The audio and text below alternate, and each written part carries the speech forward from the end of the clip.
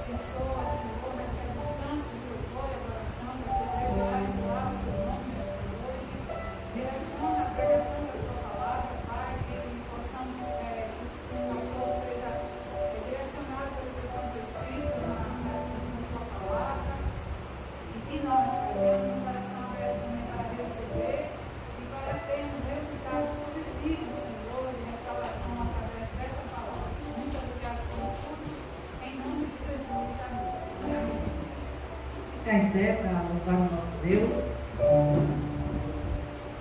Nós somos uma parte do povo dele que estamos hoje aqui para dizer o quanto nós o amamos, o quanto queremos estar na presença dele.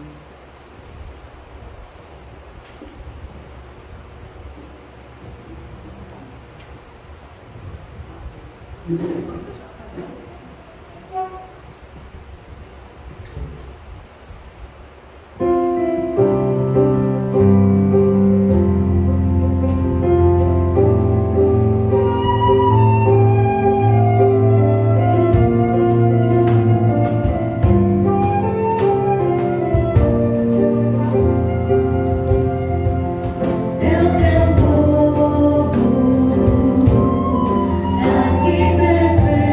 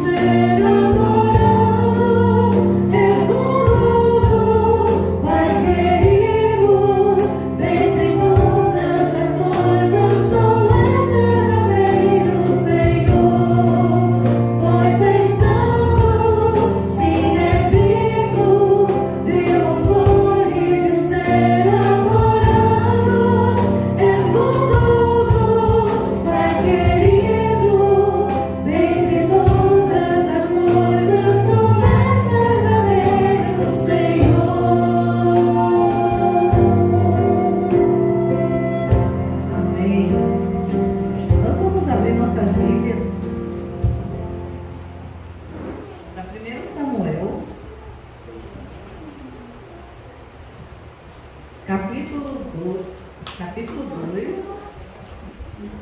1 Samuel, capítulo 2.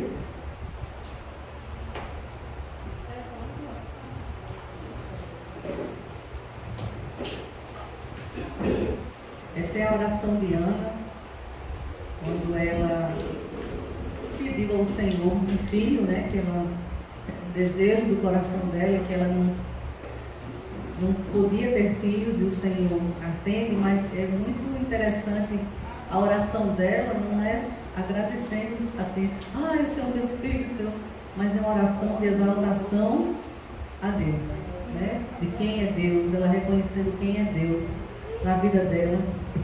E isso é algo que mexe com o coração da gente, porque às vezes as nossas orações estão tão centradas em nossas vontades, nossos desejos.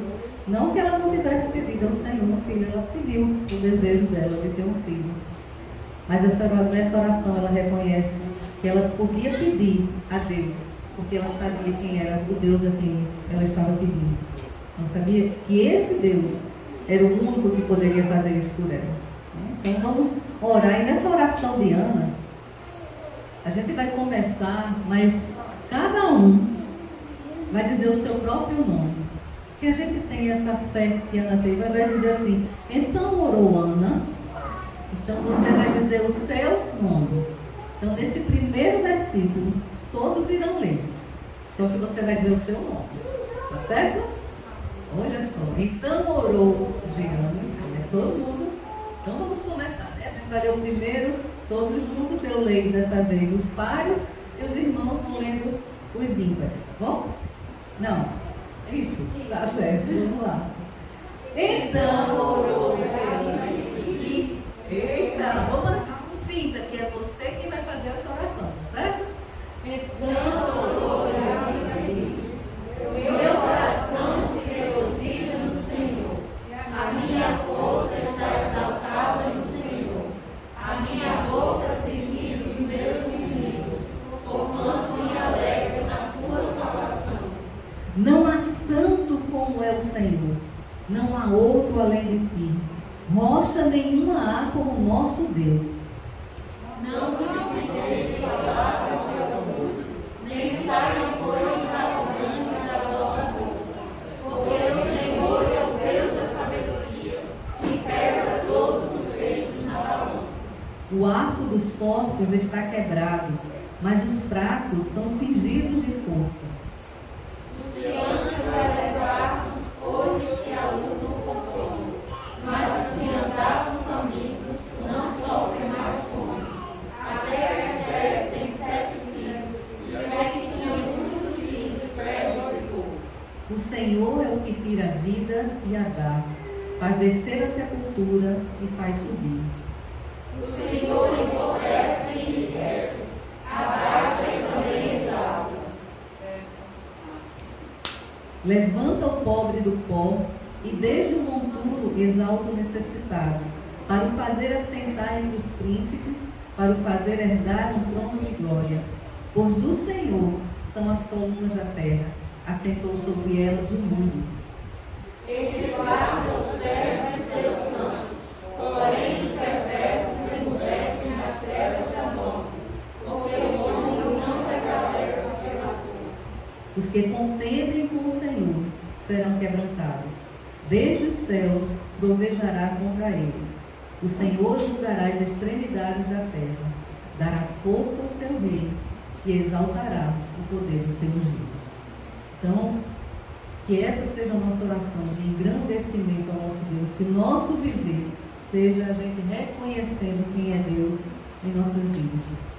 Cada vez que a gente aprende mais do Senhor, que a gente reconhece quem Ele é mais fácil a gente viver nesse mundo, porque a gente fica mais seguro, afirmado, né? Com menos medo das coisas, porque nós sabemos que temos um Deus todo-poderoso, um Deus que cuida de nossas vidas.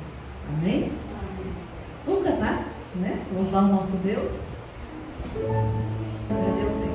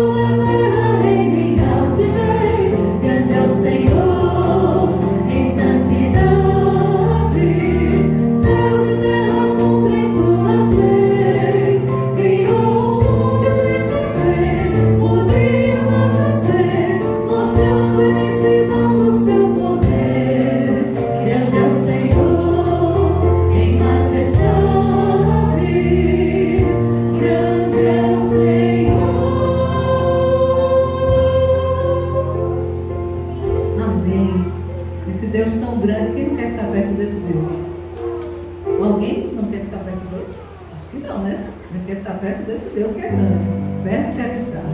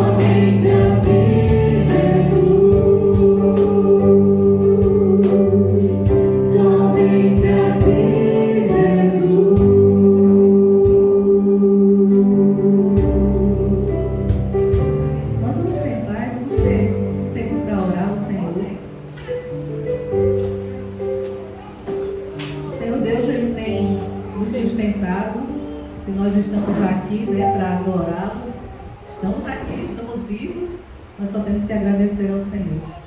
Agradecer por tudo que Ele tem nos dado, agradecer pela provisão, agradecer porque nós também podemos contribuir, né, com a obra dEle, com o nosso tempo, com nossas vidas, com nossos bens. Então que a gente tem esse momento agora de agradecer ao Senhor, porque Ele tem também nos dado coisas para ofertar a Ele. E aqueles que não estão podendo ainda ofertar, né, com seus bens, que Deus possa prover, para que você tenha também esse privilégio. A Bíblia diz que é um privilégio ofertar ao Senhor.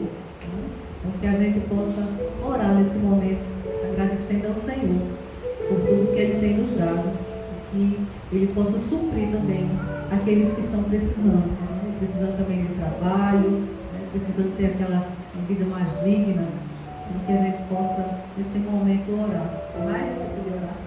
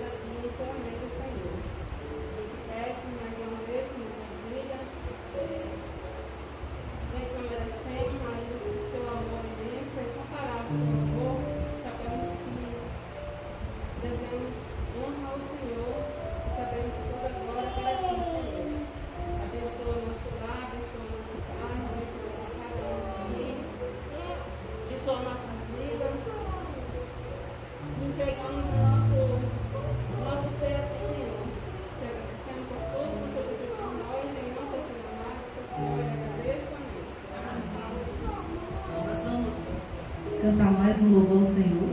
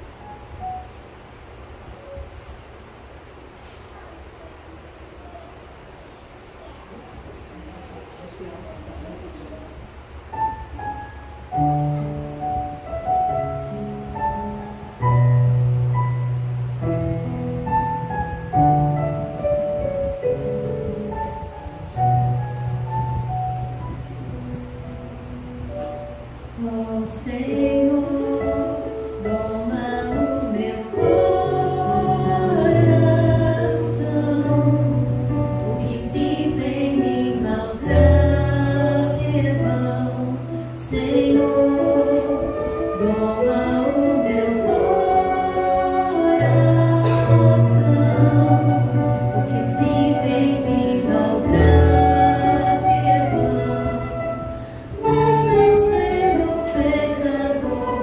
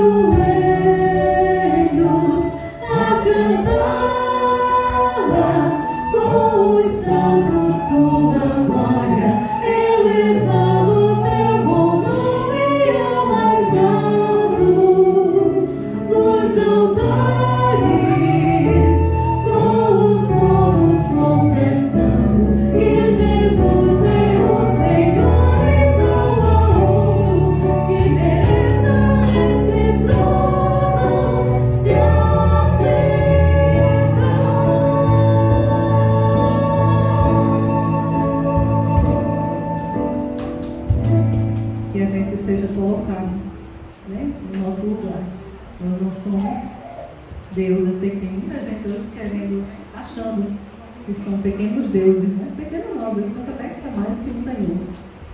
Mas nós só temos algum valor porque Ele nos dá. É Ele que nos dá esse valor. Ele nos amou tanto, né? E nessa prova desse amor Ele nos dá um valor muito grande. Nós vamos terminar esse momento de louvor, né? De cânticos, cantando uma música que ela foi feita no período assim, estava bem agitado da pandemia, né? E as meninas fizeram essa música e foi bem marcante para as nossas vidas. Que o Senhor esteja concedendo graça e misericórdia.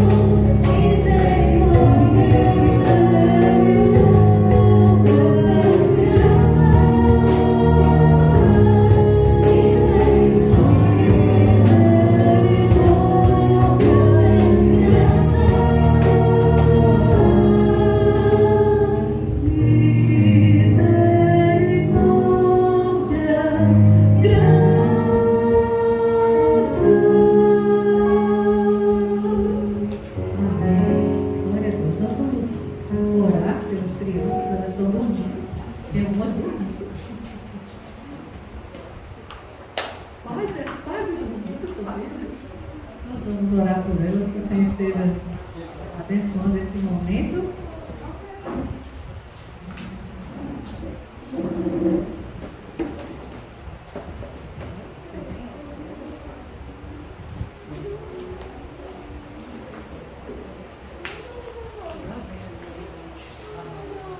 Muito bem. Hoje temos aqui, pela frequência, né? Os menores falam, Sofia, Melinda, Ana Júlia e. Isso era um pouquinho maior, né? Na altura. E na idade Na também. idade também, né? Também. E por fim, Mônica, né? Senhor, obrigado por este dia, por esta noite, que temos as crianças aqui, rogamos suas vidas, que o Senhor continue cuidando delas, suprindo suas necessidades, para que cresçam com saúde, que possam ser bem-sucedidos na sua vida, mas acima de tudo, aprendam o caminho da verdade, o caminho da salvação, jamais se desviem. Em nome de Jesus, Senhor.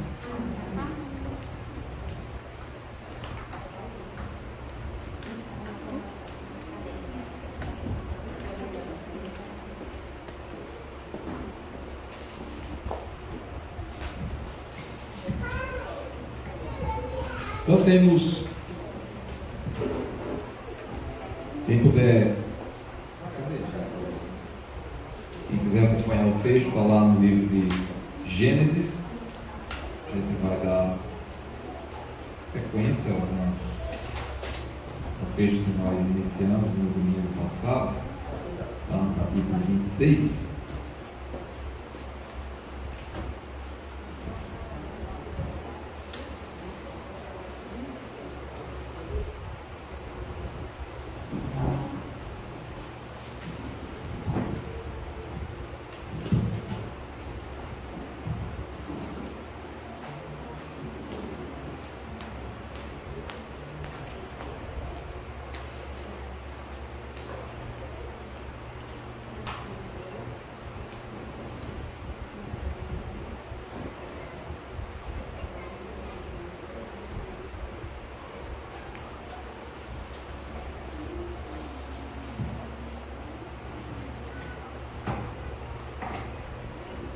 Gênesis 26.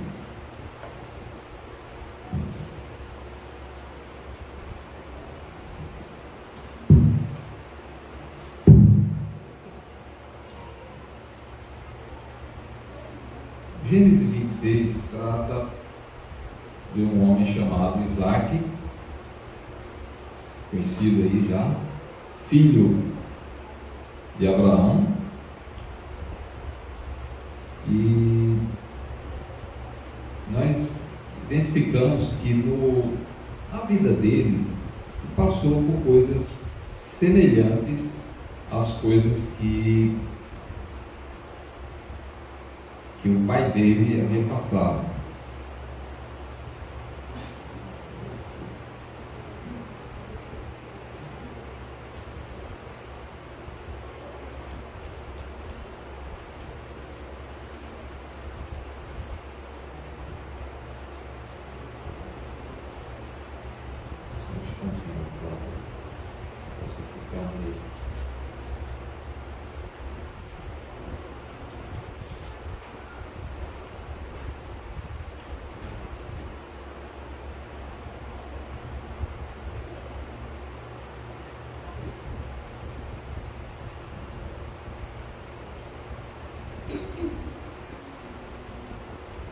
Então vamos ler aqui um pouquinho do texto.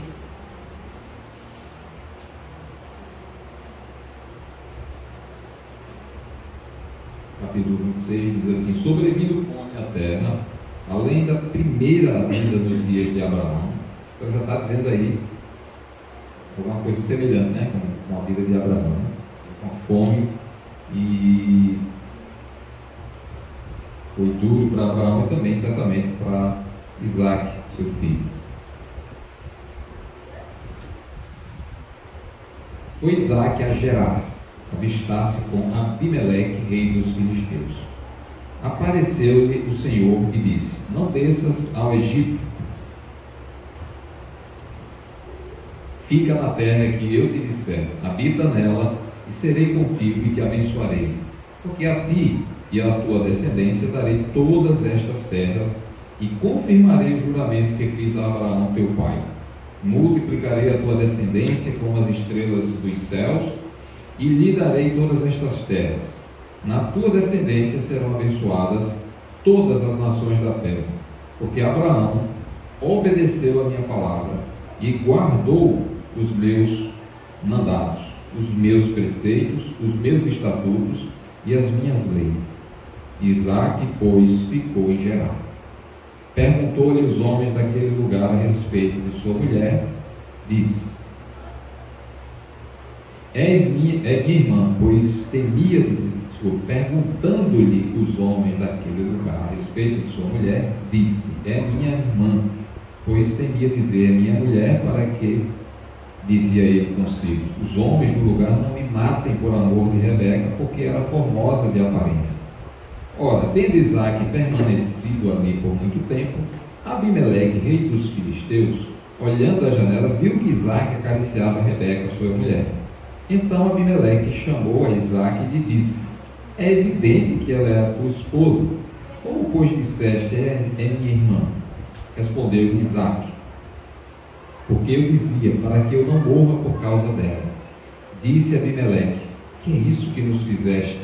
Facilmente algum do povo teria abusado de tua mulher, e tu, atraído sobre nós grave delito. E deu esta ordem a todo o povo: qualquer que tocar a este homem ou a sua mulher, certamente morrerá. Versículo 12. Semeou Isaque naquela terra, e no mesmo ano recolheu 100 por um, porque o Senhor o abençoava. Enriqueceu-se o homem, prosperou, ficou riquíssimo. Possuía ovelhas e bois e grande número de servos, de maneira que os filisteus lhe tinham inveja. E por isso lhe entulharam todos os poços que os servos de seu pai haviam cavado nos dias de Abraão, enchendo-os de terra. Disse Abimeleque a Isaque: aparta-te de nós, porque já és muito mais poderoso do que nós. Então Isaque saiu dali e se acampou no vale de Gerar, como onde habitou. Bom, esse foi o texto que a gente olhou na outra semana. Vimos uma parte da história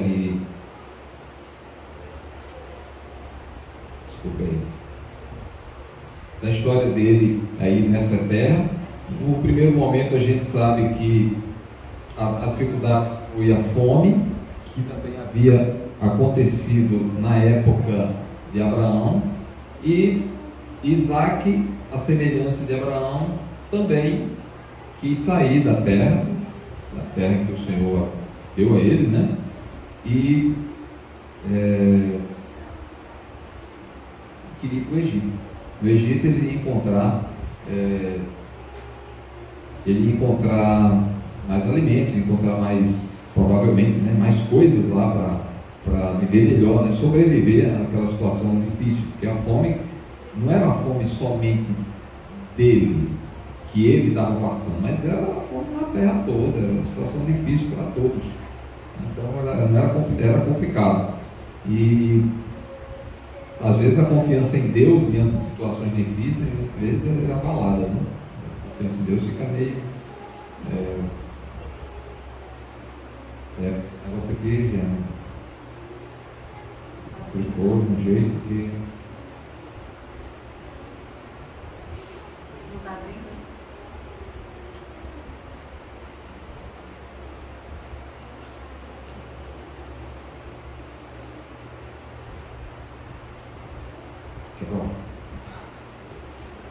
E a situação é difícil. Então ele ia fazer uma coisa que Abraão fez. Abraão de fato foi para o Egito. Mas não era esse o propósito de Deus. E Isaque não foi. Isaque obedeceu a ordem de Deus e não ia para o Egito. Ele não queria que o povo fosse para o Egito. O Egito tem uma fama, né, na história de Israel, foi difícil, era um lugar de escravidão, foi um lugar de muita dificuldade para o povo.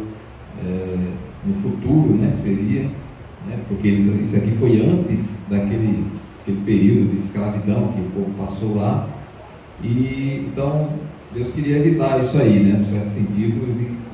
Ele preparou ali, ele deu a ordem, né, deu o encaminhamento para Isaac, e disse: olha, você fique na terra que eu vou dizer para você, e você vai ver, você vai ser abençoado. Tenha paciência, esperança, trabalhe, faça a sua parte, e eu vou fazer isso aqui, vou multiplicar você, você vai prosperar.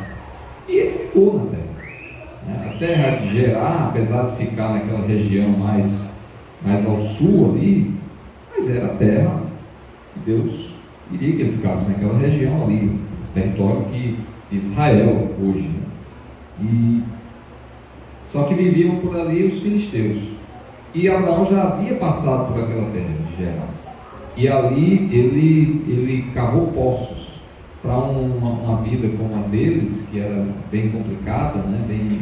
bem difícil, e não tinha a tecnologia que hoje tem. Então o grande segredo do sucesso era você sobreviver, primeira coisa, né? E para sobreviver precisava de água, e a água então era um grande elemento que dava ali o suporte para você escolher o lugar onde você vai viver. Se você observar bem, até hoje a gente vê as pessoas vão construir as suas cidades, suas casas, eles procuram ou beira de estrada, porque a maneira é passagem de algum tipo de progresso, de algum tipo de, né, tem uma maneira de se deslocar, ou lugar que tem algum rio por perto. O litoral é tão buscado, né, não por conta da água potável necessariamente, mas tem água, né, mas tem água potável também.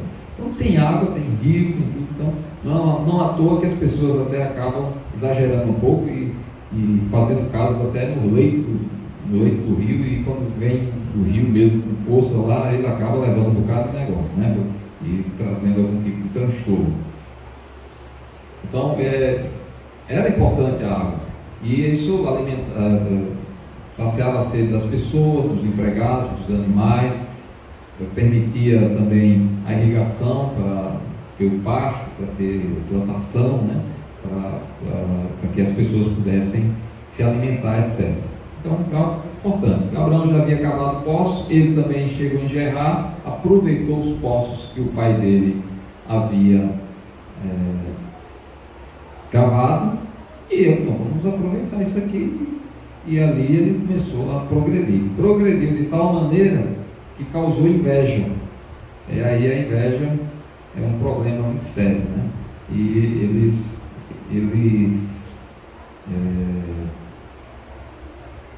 a inveja produz coisas bem tristes, né?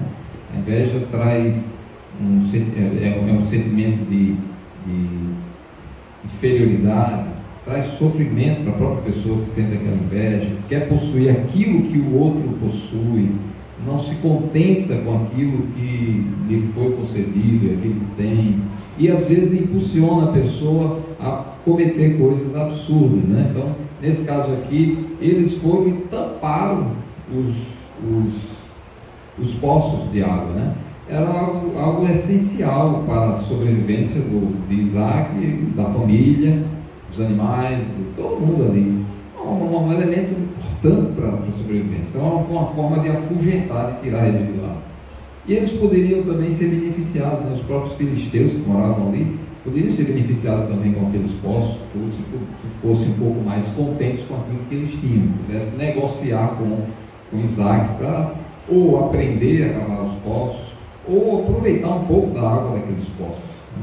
Mas não, a inveja vem e altera o bom senso, altera aquilo que é lógico, aquilo que seria natural, mas, e mexe com as pessoas, e altera de tal maneira que faz com que as pessoas atentem contra a vida dos outros, né? A água era um elemento essencial, então a vida dos outros ficou em perigo, né? Então aí o rei Abimeleque chega e pede para ele se afastar daquele lugar. Vocês estão ficando muito poderosos e corre o risco de vocês dominarem sobre nós. Isaac não fez questão. Então já tem esse esses poços aí. Quando ele chega, então ele disse, não, então a gente se afasta. Ele não quis confronto. A gente não vê Isaac aqui com aquela tensão de querer confrontar, de lutar e tudo. Já Abraão, na época da juventude dele, ele já foi um pouco mais nervoso com as coisas, né? Quando Ló foi levado, ele pegou, juntou o carro lá, foi atrás. Ele confrontava muito as pessoas da terra. Já Isaac a gente vê ele mais calmo, mais pacificador. Então ele aceita, né? Então ele abre mão daquele espaço lá e sai. E a Bíblia diz que no versículo que nós lemos, o versículo que nós lemos aqui,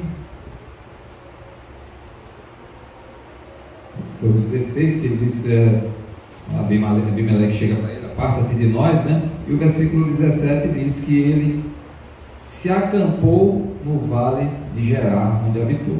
Então, ele sai dali de uma área um pouquinho mais alta e vai para o vale. Então, muitas vezes, realmente, a gente acaba, diante das circunstâncias da vida, né, sendo dirigidos, sendo forçados a viver no vale. Tem um versículo bem conhecido que fala de um vale, né? Quem que lembra aqui? A vida que eu ando pelo vale da Salomão. Eu contei a história de um colega, né, que a esposa dele engravidou e foi ter filho, estava no hospital já, lá, mas foi no período mais grave da pandemia, que tinha no hospital, tinha uma ala das mulheres, né, que estavam tendo neném, e também da gente sendo tratada da doença, da Covid, né? Eu sei que ele disse que teve uma hora que ele subia desse escada lá e ele dizia tudo ali gente com Covid. Aí eu me senti no vale da sombra da morte, né? Ele dizia ele, né? E foi bem interessante isso aí. Então o vale normalmente dá esse sinal, essa conotação de algo para baixo, de algo perigoso, de arriscado, né? de certas provações, né? Então aqui ele desce, sai de um lugar bom, uma área boa, e vai para um lugar um pouquinho menos confortável, né? Então vamos para o vale. Não ficou muito longe de lá, mas era na região, mas foi para o vale. E às vezes nós também acabamos tendo de ir para o vale. Agora, nem por isso ele desistiu das coisas. Ele não desistiu, era uma área menos privilegiada, ele foi forçado, ele não quis ir para lá. Ninguém quer passar por sofrimento, ninguém fica buscando provações e sofrimentos, né? Ninguém fica procurando. Ele foi forçado. E lá, mesmo assim, ele não desistiu. Mesmo nas situações difíceis, a gente tem que procurar um pouquinho de força que tem ali, que tem alguma situação, que uma brecha, né, uma janela que Deus abre ali, e a gente tem de aproveitar as oportunidades, para não ficar preso no vale, preso naquela depressão, naquela situação difícil e não encontrar fôlego, né, alguma energia para sair dali. Não quer dizer que é fácil, mas o texto lá no Novo Testamento fala que, mesmo tendo provação, Deus provê meios da pessoa superar, de suportar e de sair dela. Então, ele foi para lá, o vale realmente simboliza essa situação mais difícil, mas ele não ficou reclamando, e ele não desistiu de continuar a sua luta, a sua caminhada, a sua vida. O versículo 18 diz que ele tornou a abrir poços que se cavaram nos dias de Abraão, seu pai. Os filisteus haviam empulhado também esses poços depois que Abraão morreu. E esses poços, Abraão já tinha dado alguns nomes, e Isaac também deu os mesmos nomes aos poços. Então, observe só como muitas vezes a inveja, né, ela produz essas coisas ruins que destrói, são destrutivas, né? São destruidoras. Então, depois de Abraão ter morrido, que Abraão realmente foi bem sucedido também naquela terra, então os filisteus foram tampar os poços. É uma coisa essencial para a vida. Muitas vezes a gente está estragando as coisas boas, as coisas essenciais, né? E eles fizeram. Aí Isaac foi lá e foi restaurar esses poços. Mesmo na situação difícil, a gente também encontra as oportunidades, as brechas, para realizar alguma coisa produtiva, alguma coisa útil. E sabe uma coisa que ele fez? Foi restaurar coisas antigas que haviam sido entulhadas. Então a primeira coisa que a gente vê de lição para nós é isso. Às vezes tem coisas antigas entulhadas, coisas que eram boas, uma vivência boa, algo de bom que a gente tinha, estava à nossa disposição, mas foi destruído. Alguém fez isso, pode ter sido até a gente.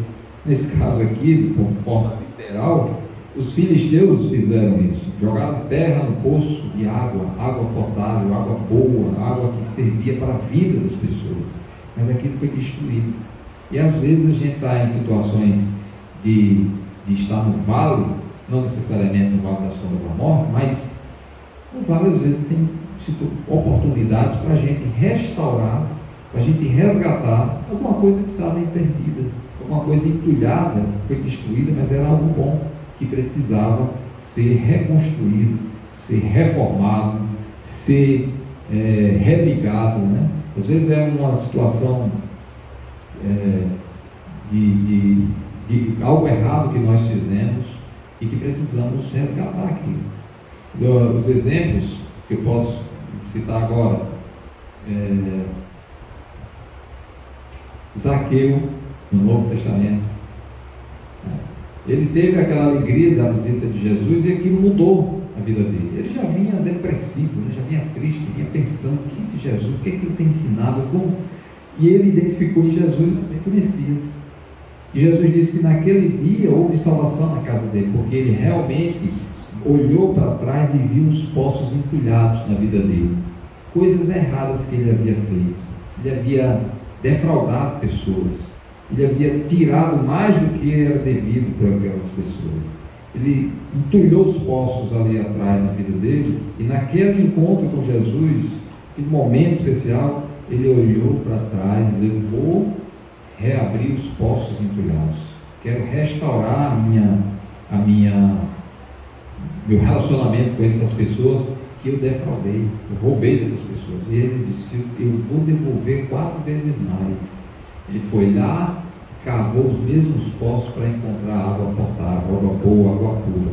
Então essa ideia de restauração de algo que estava entulhado, esse exemplo de Zaqueu mostra exatamente isso, né?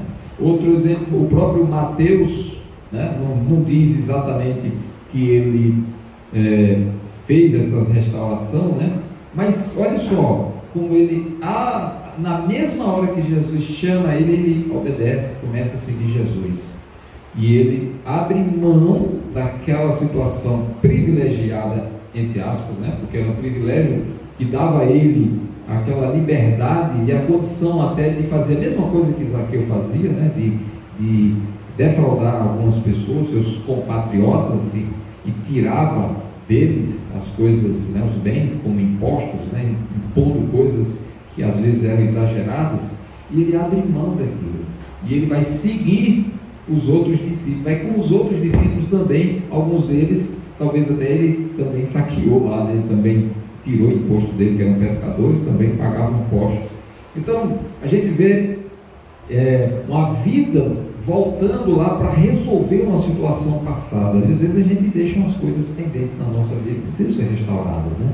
Jesus falou que, olha, se você vai entregar a sua oferta lá no altar e você lembrar que tem um seu irmão que tem algo contra você, deixa lá, espera, volta, resolve a situação, entra em acordo com o teu irmão, aí você abre aquele poço que foi entulhado de novo, a água começa a jorrar novamente, aí você volta, entrega a sua oferta, e aquela sua oferta vai ser aceita por Deus, porque se não foi resolvido, o poço não foi reaberto, aquela oferta não tem um valor, pode ter até um valor monetário, mas Deus não precisa de dinheiro, Ele precisa de coração sincero, tudo, né?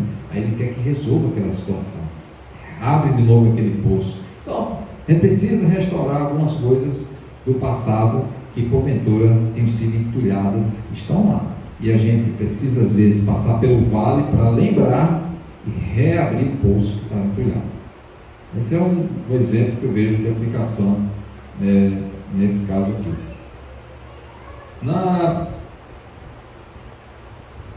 Eles deu os mesmos nomes, né? Versículo 19 diz: cavaram os servos de Isaac no vale e acharam um poço de água nascente. Puxar água nascente é uma coisa maravilhosa. É o nascedouro mesmo da água, é aquele ponto principal. A partir dali, se a água nascente, muito provavelmente ia ter água farta por muito tempo, não ia ter falta de água. Era um ponto bem importante ali. Foi assim como se dissesse assim, eu me lembro que na época que Daniel, irmão, que eu morava aqui, uma casa bem aqui, aí Mônica era campeã em dizer para Daniel assim: olha, fura aquela parede naquele canto, vou botar um quadro. Aí Daniel furava ela num cano.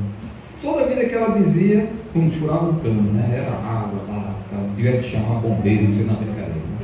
Eu sei que, olha, é uma coisa, não é verdade, desde quando dizer, vou confirmar isso que eu estou dizendo. Desde quando a gente tinha que ir lá socorrer eles, porque sempre Mônica acertava num cano lá. Tá? Então, mas olha só, eles acertaram por um poço que era uma nascente mesmo, é incrível, né? Você tem uma terra árida ali, aquele deserto todinho, e você acertar um ponto bem certinho ali onde tem uma água nascente, é uma bênção muito grande. Então era uma bênção para eles, né? Tudo bem, deixaram lá os entulhados, resolveram, começaram agora a abrir poço, chegou a água nascente aí, versículo 19, aí chega o versículo 20, diz que os pastores de Gerar, que eram os filisteus, contenderam com os pastores de Isaac, dizendo: esta água é nossa.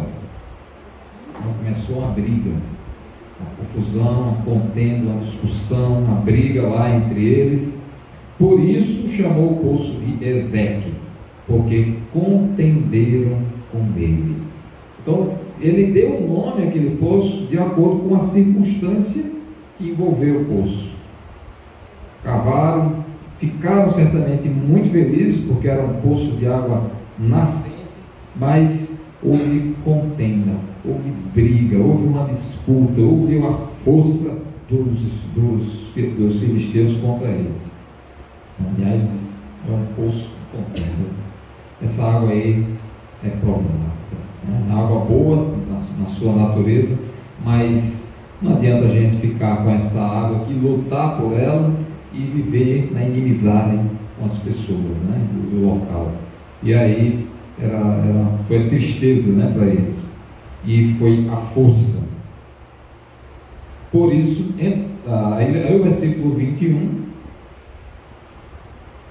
cavaram outro poço e também por causa desse contenderam. Por isso recebeu o nome de Sítio. Então dois poços próximos um do outro. Primeiro ele chamou de Ezeque, que significa contenda. E a gente vê a instrução no Novo Testamento e também no Antigo Testamento que o homem de Deus não é para viver em contendas, é para viver em brigas. Se possível for, que haja paz com os outros. Tende paz com todos os homens, quanto depender de você.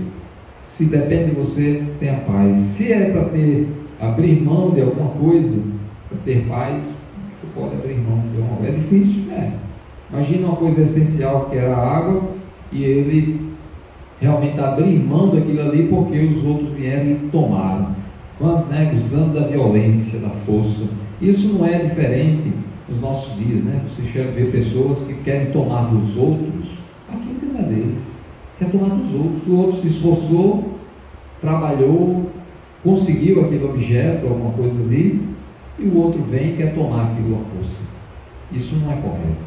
E Deus sempre coloca para os seus servos, dizendo: não precisa revidar, a vingança é minha.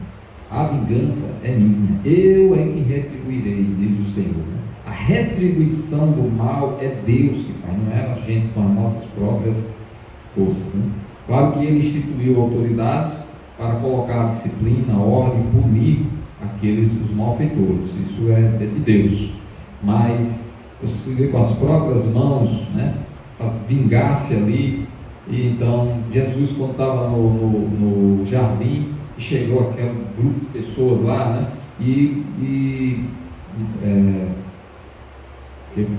Pedro pegou lá a faca, lá a espada e cortou a orelha de um dos servos lá chamado Malco, né, do servo do sacerdote. E Jesus, quem fere com a espada também será ferido. Tem que ter, né? Então essa retribuição com as próprias mãos não é para o homem de Deus, não é para o povo de Deus. Às vezes precisa abrir mão do seu direito em benefício da obediência a Deus, em benefício de representar Deus da melhor maneira, em benefício de reconhecer a promessa de Deus. Deus havia feito uma promessa para Isaac: eu vou multiplicar você, eu vou fazer você próspero. Mas ele talvez não contou para ele que para chegar nessa prosperidade toda, ele teria de passar por algumas situações, algumas provações, algumas dificuldades. Teve de descer para o vale, e no vale ele teve de resgatar poços antigos, e teve de enfrentar os salteadores, né? Os inimigos ali que tomaram a força, os bandidos daquela época, né? Os próprios criadores, né? Os plantadores, os criadores de rebanho, como eles também eram colegas de profissão, de atividade, né? Cuidavam, lavravam a terra, buscavam o meio de sobreviver na terra, podiam estar trabalhando juntos, mas a inveja, a ganância, né, se poço é nosso. Ou eles não sabiam fazer poços direito, talvez podiam aprender, perguntar como é que faz, pedir a Deus também, dizer: Deus me abençoou, então vamos orar a Deus e pedir que Ele abençoe vocês também. Então eles foram logo dizer: não, isso aí que você conseguiu é nosso, não é de vocês. E aí ele também abriu mão, justamente enxergando, talvez aplicando um pouco de misericórdia, né? Não, deixa, é para a vida deles, essa agressão, a contenda, a briga, né? Essa água não vai ser bem-vinda, não vai ser abençoada essa água. Deixa com eles essa água de briga, de contenda, de discussão, de domínio, de força, de roubo, né? Eles roubaram realmente o poço para eles, né? A força. Então é lamentável quando a gente vê também hoje em dia, né? Cada dia pior parece, né? Que alguns ou não fazem porque não conhecem, não sabem como fazer, não querem trabalhar de forma digna, né? Para obter o seu sustento, e querem tirar o que é dos outros, né? Querem tirar o que é dos outros, a força, né? Com arma, ou com violência, com ameaça, seja lá como for. Não é justo, mas Deus, o homem de Deus não deve reagir dessa forma, com a própria violência dessa forma. Deixa que Deus vai fazer a retribuição. E continue lutando pela vida. Vá cavar novos poços. E foi isso que Isaac fez. Então, vou continuar fazendo. Deixa o poço da intriga aí, da violência, eles vão tomar conta deles. Não à toa, lá na frente, Deus realmente promete extinguir os filisteus. Não tem mais filisteus por aí. Os hebreus existem ainda hoje, mas os filisteus não tem mais. Então, ele continuou lá. Então, vamos cavar outro. Aí, lá aconteceu já a acusação, já aconteceu novas contendas, e ele usa um outro nome que é Sitna, e esse Sitna significa inimizade, adversário. Então houve algo mais, o ódio, né? E alguns acham que essa palavra até tem a ver com Satanás, Sitna, tivesse a mesma raiz, a mesma origem assim, da palavra Satanás, que significa adversário, né? E aí a gente olha desde o início, quando Deus fala para a serpente, após a queda do homem, disse: olha, porém inimizade entre ti, né? Entre ti e o descendente, entre a descendência da mulher.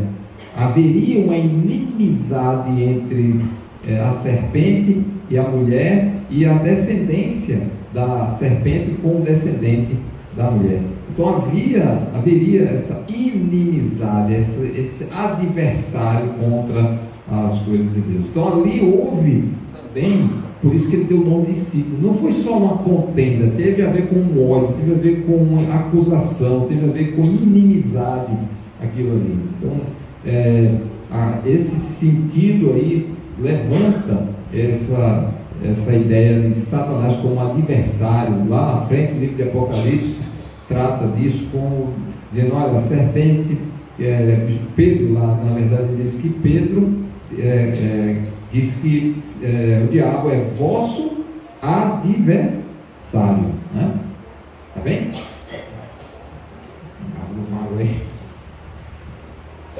O diabo é vosso.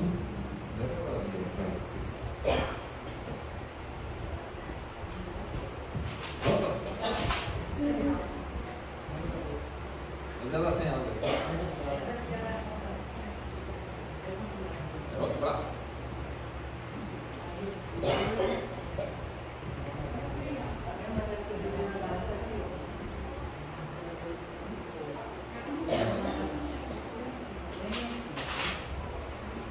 Bem lentamente.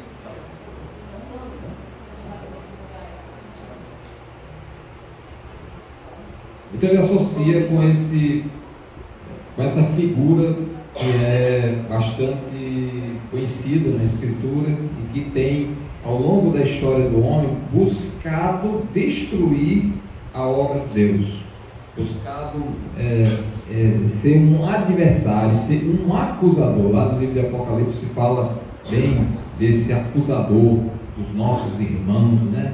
Aquele que acusa diante de Deus de dia e de noite, né? A gente vê um exemplo bem típico lá no livro de Jó, né? Quando ele quer acusar Jó ali de interesseiro, etc. E até acusando Deus também, né? Dizendo que ele só consegue o louvor, a adoração de Jó em virtude de Deus ter dado muita coisa para ele. Então ele é aquele acusador, é o inimigo, né? O diabo, vosso adversário, está ao derredor procurando alguém para devorar. E outras passagens mais demonstram que o propósito dele, né, o desígnio dele de querer realmente fazer com que o homem peque contra Deus, porque o homem se desvie do caminho do Senhor. Esse é o propósito dele primário, né? Então ele usa essa expressão aí para demonstrar essa ideia do inimigo, da ideia do adversário, do acusador. Então esse é um poço que a gente também precisa deixar para trás. Poço da inimizade, poço do adversário, o poço da briga, do ódio. E a gente tem de deixar, ainda que de alguma maneira a gente pudesse ser beneficiado, porque a água, né, uma coisa boa que tinha ali, mas se aquilo trouxe inimizade, trouxe ódio, né, então aquilo ali, Isaac, como um pacificador, ele abriu mão. Não vou brigar por isso, deixa que o ódio tome conta para lá, mas não aqui conosco. E ele seguiu na sua trajetória, né? Seguiu aqui na sua trajetória. Vimos, então ele deu nome aí, né? No primeiro caso foram os povos, restauração dos entulhados, dos poços entulhados. Em seguida ele precisa abandonar ou deixar para trás aqueles poços que são de contendas, de briga. Depois também precisa deixar para lá os poços de inimizade, de adversário, de ódio, e que é o discípulo, né? Versículo 22, ele saiu de lá novamente, ele não quis briga com os filisteus, deixou o poço com eles lá, né? Partindo dali, ele cavou ainda outro poço, e como por esse não contenderam, aí veio um momento de refrigério, chamou-lhe Reobote e disse: porque agora nos deu lugar o Senhor e prosperaremos na terra. Então aqui a gente vê ele já no novo poço, e ele deu o nome de Reobote, que era lugar amplo, né, lugar espaçoso. Ali não houve intriga, Ali os filisteus não se achegaram para tomar aquele poço. O espaço era grande e ele pôde ali ficar, vamos dizer assim, com um certo conforto. E ele viu que, agora você observa na vida dele, talvez nos primeiros momentos ele ficou triste, né?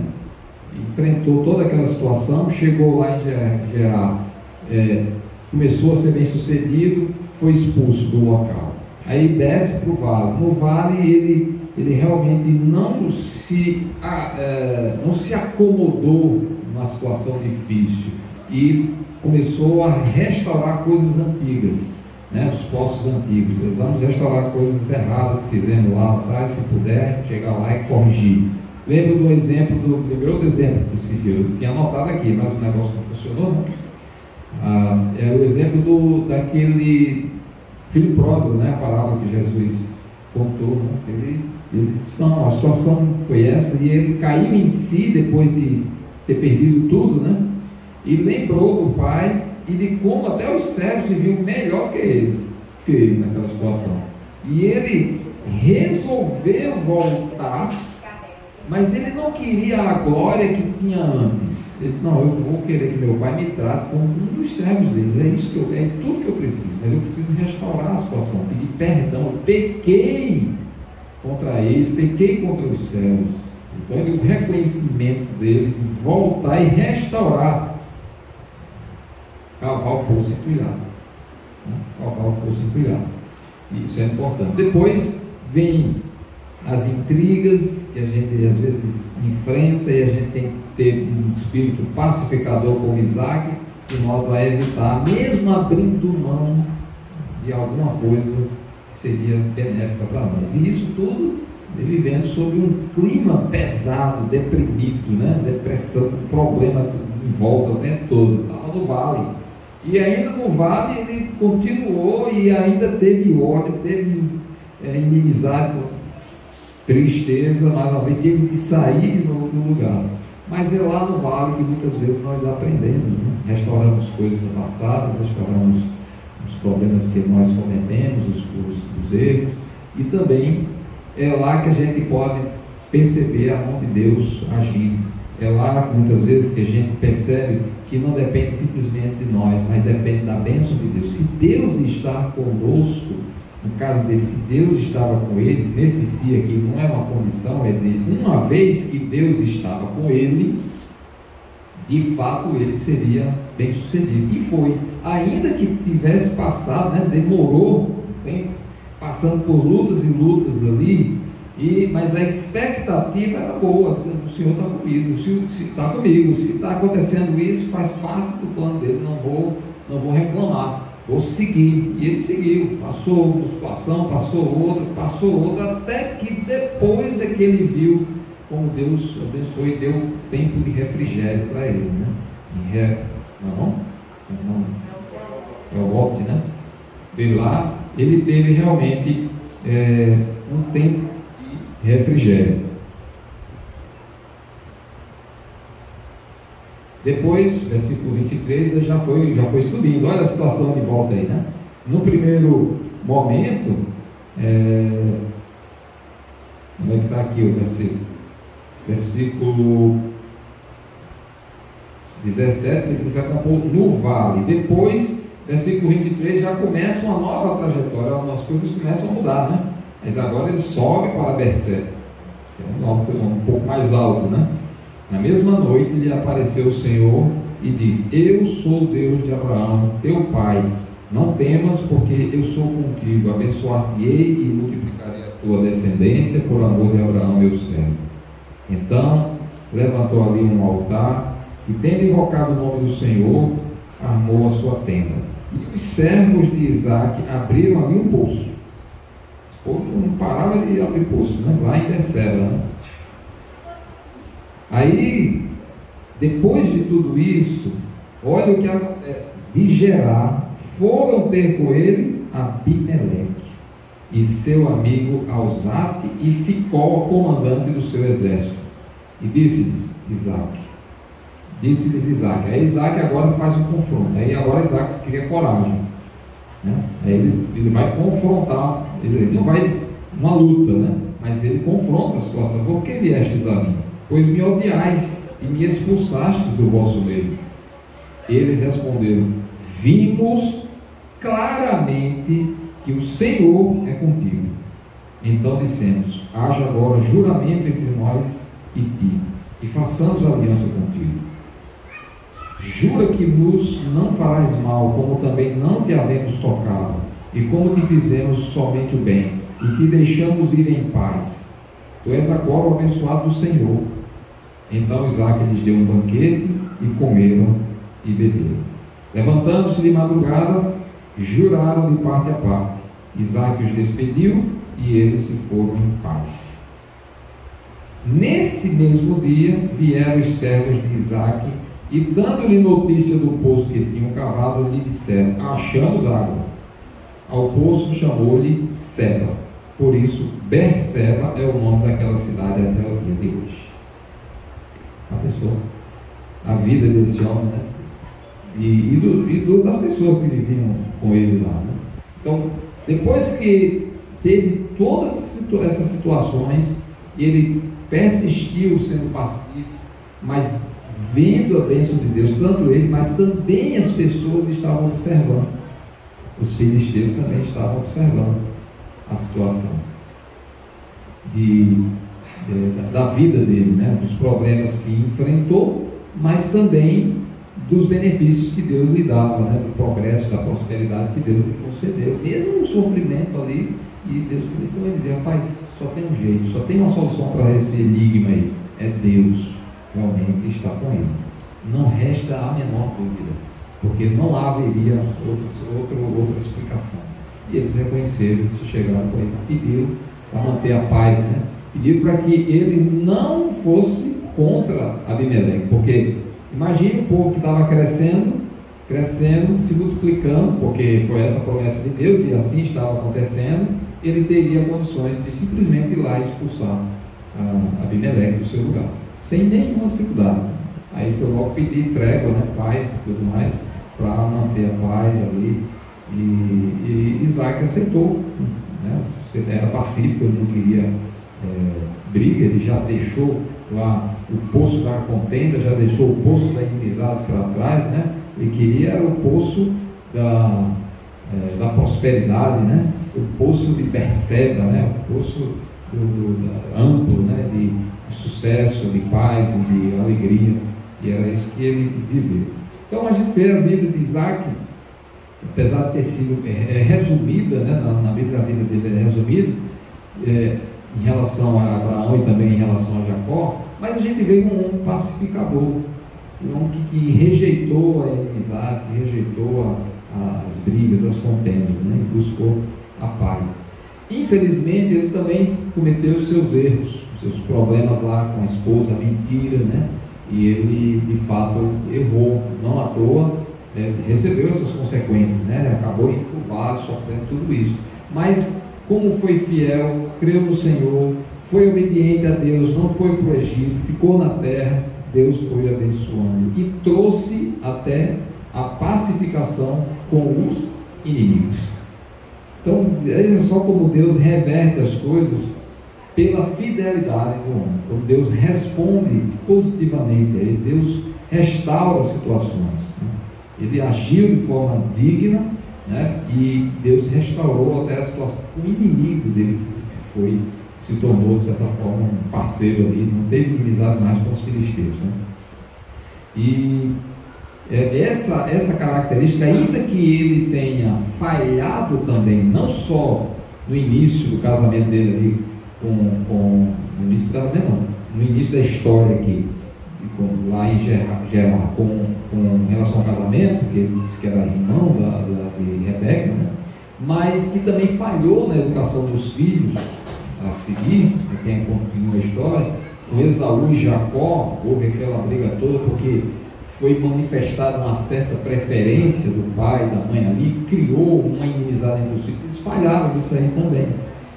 Mas mesmo assim, o histórico dele em relação a todo esse movimento aqui em Berseba, ele viveu muito tempo ainda em Berseba. O resto da vida dele aqui, Berseba, uma área que Deus deu paz, deu refrigério para ele ali.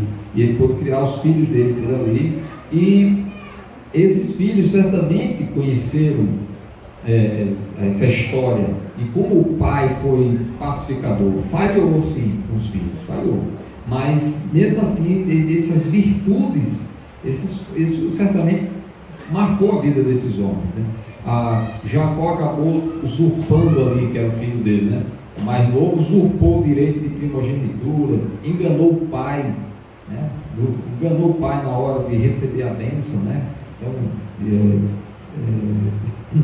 Isaac chegou o momento final da vida dele, ele foi abençoar os filhos, como dizer assim, vou passar a bênção que foi recebida por meu pai Abraão, e vou passar para você, o filho mais velho, que normalmente tinha um direito maior do que os filhos mais jovens. E ali ele passou de forma de boa fé, mas ele foi enganado, mas ele achou que era Esaú, que era o filho mais velho, né? E Jacó recebeu aquela bênção lá. Ele foi de boa fé, dizendo que a bênção seria passada para ele. E ali, quando ele passa isso, você fica implícito que ele está assim, como que dando um resumo da vida dele, né? Estou no fim da vida. Veja aí como eu vivi. Veja como eu deixei a inimizade. Veja como eu deixei as contendas. Veja como eu não fui briguento, né? Mas aí os filhos foram. Foram briguentos. Ficaram ali. Mas chegou um momento em que eles se reconciliaram. Porque olha lá na frente, acho que capítulo 29,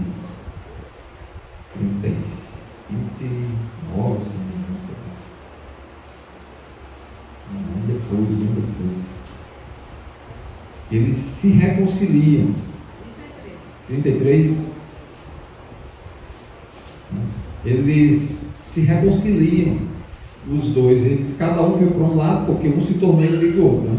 Esaú fugiu, porque Esaú ficou chateado, queria pegar ele, né? Matá-lo. Aí Jacó correu para um lado, e Esaú foi para o outro, e se desenvolveram, cada um no seu lugar. Mas chegou um momento que houve um reencontro. Jacó estava já arrependido, já tinha sido também enganado, né? Lá, ele sofreu a mesma coisa, do engano, e voltou quebrantado. E nesse encontro eles se reconciliaram. E eles ficaram bem, ficaram até juntos por algum tempo.